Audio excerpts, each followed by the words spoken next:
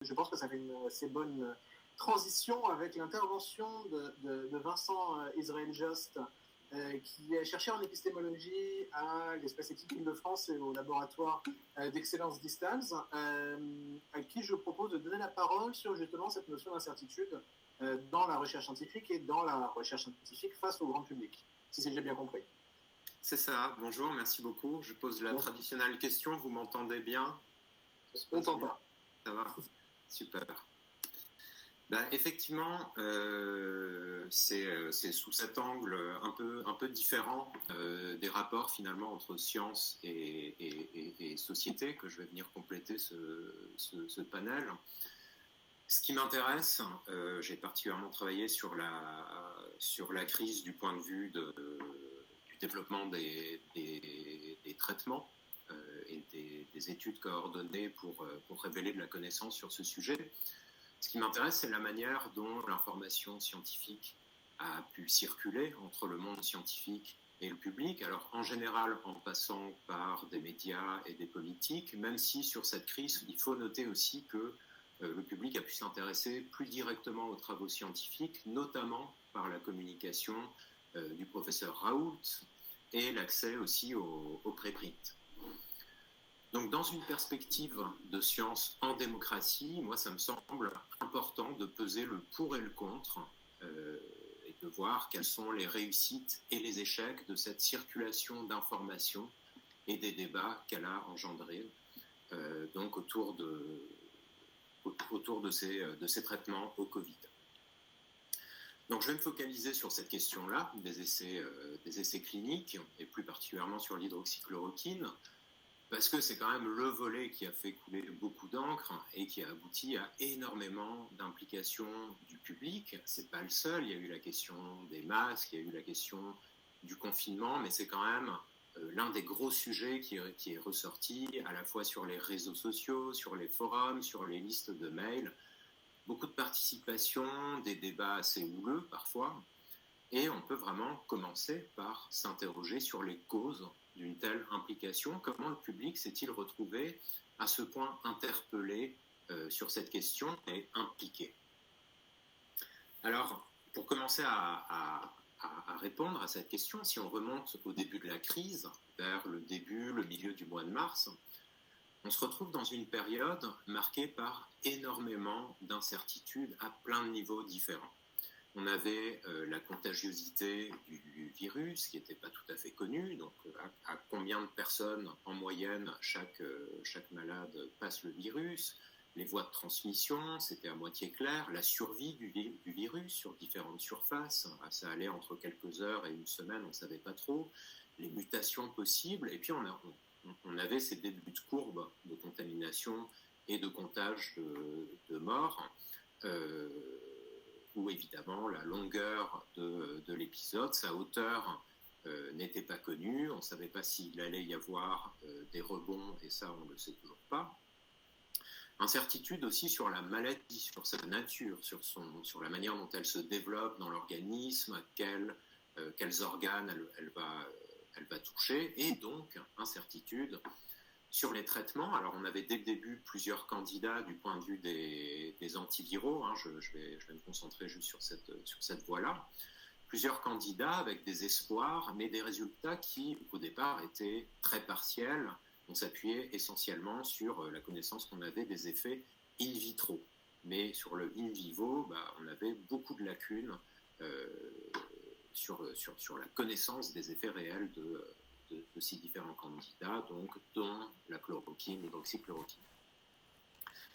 Alors pour commencer à analyser l'implication du public sur cette affaire de l'hydroxychloroquine, moi il m'a semblé que le mécanisme essentiel, c'est que le doute a été insufflé sur notre incertitude de départ. Donc on était dans l'incertitude sur tous ces modes que je viens de décrire, et aussi bien le public que les soignants ou les politiques, mais sous l'impulsion notamment de la communication du professeur Raoult, cette incertitude qu'on avait sur les traitements a été remise en question et rendue elle-même incertaine. Et donc, le résultat, c'est qu'on ne savait plus si on savait ou pas.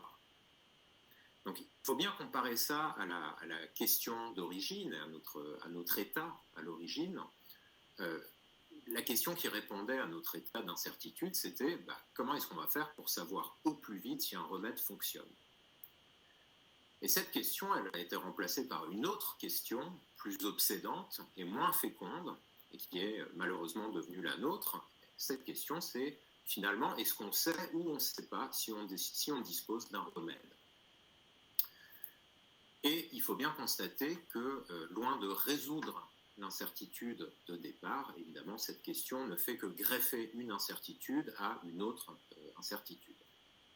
Et à mon avis, c'est vraiment le passage d'une question simple, directe et scientifique à cette espèce de méta-interrogation beaucoup plus nébuleuse qui est à l'origine de l'interpellation du public. Dans le premier cas, si on en était resté à la première question, je pense qu'on aurait suivi d'un peu plus loin le volet recherche sur les médicaments contre le Covid, mais avec cette autre question qui s'est imposée à nous tous, cette question, elle donnait l'impression, au fond, qu'il y avait quelque chose à penser, qu'il fallait que chacun fasse l'effort de se saisir des pièces du puzzle pour se forger un avis pour ou contre. Et c'est là qu'un piège s'est refermé, en quelque sorte, puisque cette injonction à penser, à se saisir du débat, malheureusement, il n'y a pas grand-chose qui pouvait aboutir.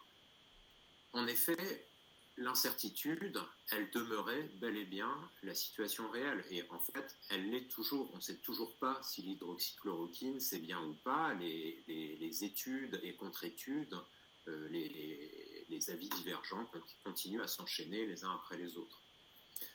Et donc, dans cette situation réelle d'incertitude, les pro-hydroxychloroquine ou les pro-Raoult ne pouvaient pas convaincre les autres, étant donné qu'aucune preuve convaincante n'existait.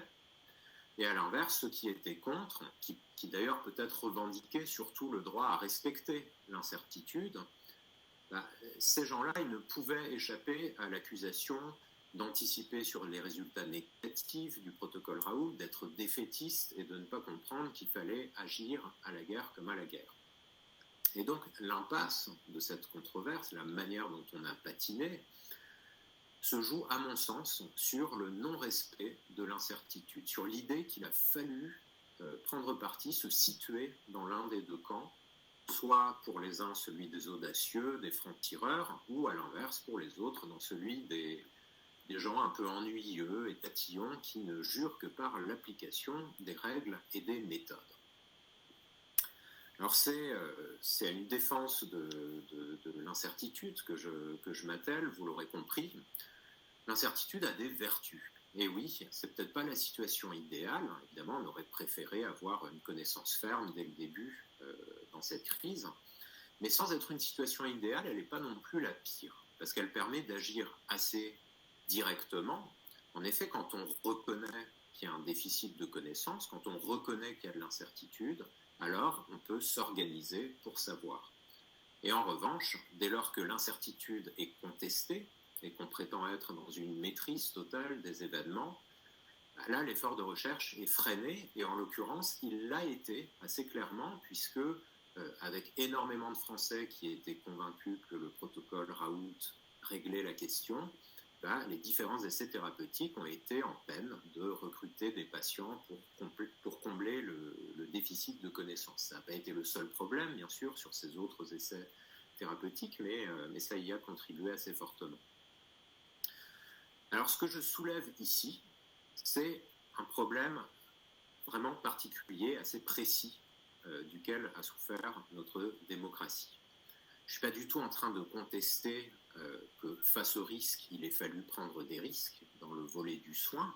Il était au contraire normal d'essayer d'employer des traitements, parmi lesquels possiblement l'hydroxychloroquine, sans savoir pour sûr que ça marchait. C'était justement ça, agir en conditions d'incertitude.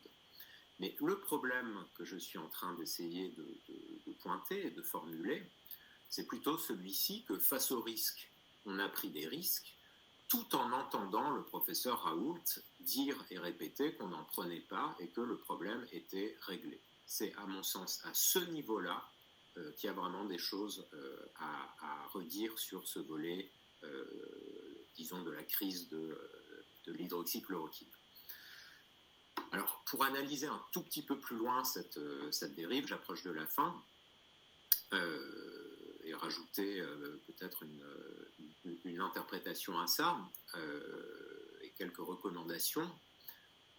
Pour ceux qui ont la parole publique, pour ceux qui sont sur le devant de la scène, qu'ils soient médecins, politiques ou journalistes, je crois qu'il faut s'interroger sur certaines tendances au paternalisme, par lesquelles il devient préférable parfois de marquer notre ignorance ou certaines autres de nos faiblesses ou de nos fragilités pour paraître plus fort et paraître avoir toujours un coup d'avance sur les événements.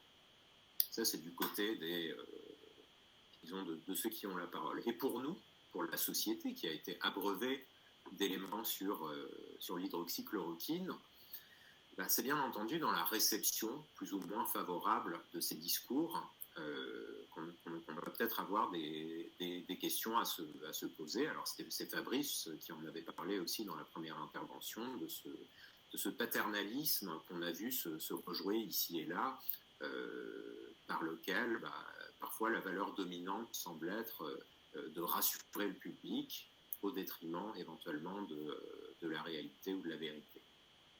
Ce qui est certain, c'est que le masquage de l'incertitude, tel qu'il s'est produit ici, n'aboutit pas à une connaissance sur laquelle la société pourrait s'appuyer fermement. Alors pour finir sur une note un petit peu plus optimiste sur cette crise, il faut quand même dire que le public qui a été pris dans cette controverse, et puis qui a aussi largement participé, je pense que ce public a pu éprouver assez clairement des éléments de la science qui sont bien réels, mais qui sont assez rarement mis en avant. Je pense à la phase de tâtonnement, plus ou moins longue, à travers laquelle se construit toute connaissance. Je pense aussi à la pluralité d'avis, d'approches, de méthodes qui font de la science une matière vivante, complexe, débattue, et dont la clarté n'apparaît bien souvent que sur le long, voire sur le très long terme. Alors c'est peut-être parce que je suis philosophe des sciences, épistémologue, que je suis sensible à ça, mais je pense qu'il y a quelque chose quand même d'assez important qui s'est produit ici, dans cette espèce de révélation pour le public, que la science, c'est pas toujours très propre, c'est pas toujours très net, ça ressemble pas toujours aux reconstructions qu'on trouve dans nos manuels d'école. Et je pense que peut-être à long terme, ça peut être assez bénéfique pour améliorer les rapports entre science et société. Voilà, je vous remercie. Merci beaucoup Vincent Israël Jost pour ce plaidoyer en faveur de l'incertitude, ou en tout cas cet appel à la prendre au sérieux.